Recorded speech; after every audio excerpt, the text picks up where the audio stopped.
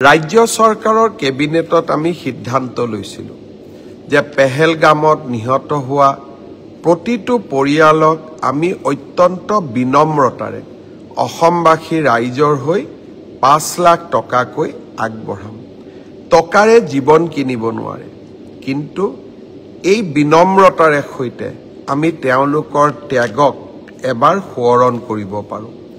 অহা কেইটামান দিনত আমাৰ মন্ত্ৰীসভাৰ সদস্যসকলে এই 26টা পৰিয়ালৰ ওচৰলৈ যাব, অসমবাসী ৰাইজৰ শোকবাৰ্তা প্ৰেৰণ কৰিব আৰু আপোনালোকে আগবঢ়োৱা ক্ষুদ্ৰ শ্ৰদ্ধাঞ্জলিখিনিও আগবঢ়াই থৈ আহিব।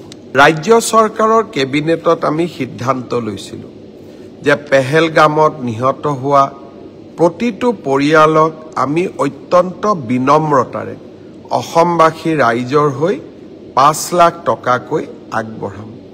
টকাৰে জীৱন কিনিব নোৱাৰে, কিন্তু এই বিনম্ৰতাৰে সৈতে আমি তেওঁলোকৰ ত্যাগক এবাৰ সোঁৱৰণ কৰিব পাৰোঁ। অহা কেইটামান দিনত আমাৰ মন্ত্ৰীসভাৰ সদস্যসকলে এই 26টা পৰিয়ালৰ ওচৰলৈ যাব, অসমবাসী ৰাইজৰ শোকবাৰ্তা প্ৰেৰণ কৰিব আৰু আপোনালোকে আগবঢ়োৱা ক্ষুদ্ৰ শ্ৰদ্ধাঞ্জলিখিনিও আগবঢ়াই থৈ আহিব। ৰাজ্য চৰকাৰৰ কেবিনেটত আমি সিদ্ধান্ত লৈছিলো যে পেহেলগামত নিহত হোৱা প্ৰতিটো পৰিয়ালক আমি অত্যন্ত বিনম্ৰতাৰে অসমবাসী ৰাইজৰ হৈ 5 লাখ টকাকৈ আগবঢ়াম। টকাৰে জীৱন কিনিব নোৱাৰে, কিন্তু এই বিনম্ৰতাৰে সৈতে আমি তেওঁলোকৰ ত্যাগক এবাৰ সোঁৱৰণ কৰিব পাৰোঁ।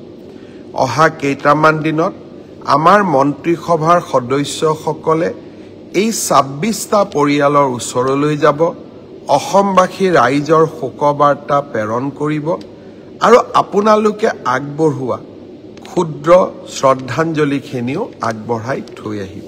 ৰাজ্য চৰকাৰৰ কেবিনেটত আমি সিদ্ধান্ত লৈছিলো যে পেহেলগামত নিহত হোৱা প্ৰতিটো পৰিয়ালক আমি অত্যন্ত বিনম্ৰতাৰে অসমবাসী ৰাইজৰ হৈ 5 লাখ টকাকৈ আগবঢ়াম। টকাৰে জীৱন কিনিব নোৱাৰে, কিন্তু এই বিনম্ৰতাৰে সৈতে আমি তেওঁলোকৰ ত্যাগক এবাৰ সোঁৱৰণ কৰিব পাৰোঁ। অহা কেইটামান দিনত আমাৰ মন্ত্ৰীসভাৰ সদস্যসকলে এই 26টা পৰিয়ালৰ ওচৰলৈ যাব, অসমবাসী ৰাইজৰ শোকবাৰ্তা প্ৰেৰণ কৰিব আৰু আপোনালোকে আগবঢ়োৱা ক্ষুদ্ৰ শ্ৰদ্ধাঞ্জলিখিনিও আগবঢ়াই থৈ আহিব।